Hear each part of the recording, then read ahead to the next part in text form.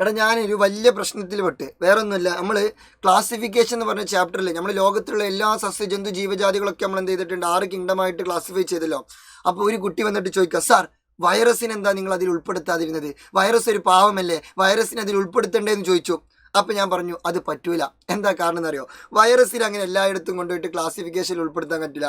കാരണം ക്ലാസിഫിക്കേഷനിൽ ഉൾപ്പെടുത്തണമെന്നുണ്ടെങ്കിൽ മിനിമം ഒരു യോഗ്യത വേണം, മിനിമം ഒരു എലിജിബിലിറ്റി വേണം. അതായത് സ്വന്തമായിട്ട് റീപ്രൊഡക്ഷൻ നടത്താനുള്ള കപ്പാസിറ്റി, അതുപോലെ തന്നെ സ്വന്തമായിട്ട് ഗ്രോ ചെയ്യാൻ, പിന്നെ എൻവിറോൺമെൻറ്റുമായിട്ട് റെസ്പോണ്ട് ചെയ്യാൻ, പിന്നെ അതുപോലെ തന്നെ മെറ്റബോളിക് ആക്ടിവിറ്റീസ് ഒക്കെ നടത്താൻ, അങ്ങനെ സ്വന്തമായിട്ട് പ്രത്യുൽപാദനവും ഉപാപചയ പ്രക്രിയയും വളരാനും അങ്ങനെയുള്ള കഴിവുകളൊക്കെ സ്വന്തമായിട്ട് വേണം. അങ്ങനെയുള്ള ആളുകളെ നമുക്ക് ക്ലാസിഫിക്കേഷനിൽ ഉൾപ്പെടുത്താൻ പറ്റുള്ളൂ.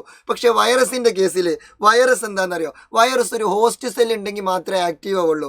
ആ ഹോസ്റ്റ് സെല്ലിൻ്റെ പുറത്ത് വൈറസ് എന്താണ്, ഇനാക്റ്റീവ് ആണ്. ദേ are inactive outside any living cell. ഏതെങ്കിലും ഒരു ലിവിങ് സെല്ലിൻ്റെ പുറത്ത് വൈറസ് എന്താണ്, ഇനാക്റ്റീവ് ആണ്.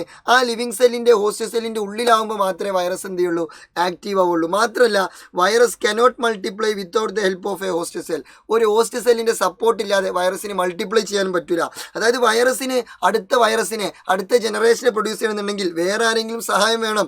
വൈറസുകൾക്കൊരു ആതിഥേയ കോശത്തിൻ്റെ സഹായമില്ലാതെ പെരുകാനാവില്ല.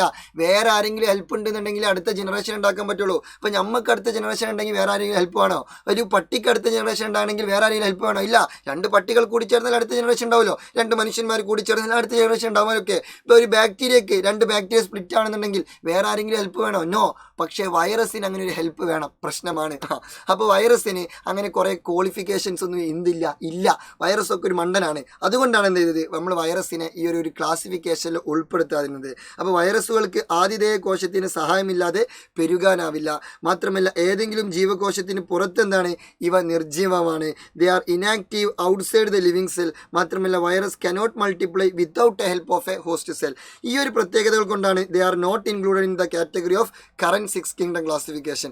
ഈ ഒരു പ്രശ്നങ്ങൾ കാരണം, പ്രത്യേകതകളൊക്കെ കാരണമാണ് എന്ത് ചെയ്ത് വൈറസിനെ 6 കിങ്ഡം ക്ലാസിഫിക്കേഷനിൽ ഉൾപ്പെടുത്താതിരുന്നത്. അല്ലാതെ നമ്മൾ വൈറസിനെ അവഗണിച്ചതല്ല കേട്ടോ. കാരണം വൈറസിന് അതിനുള്ള ക്വാളിഫിക്കേഷൻ ഇല്ലാത്തത് കൊണ്ടാണ്. അപ്പോൾ ഓക്കെ, സോറി. Good night.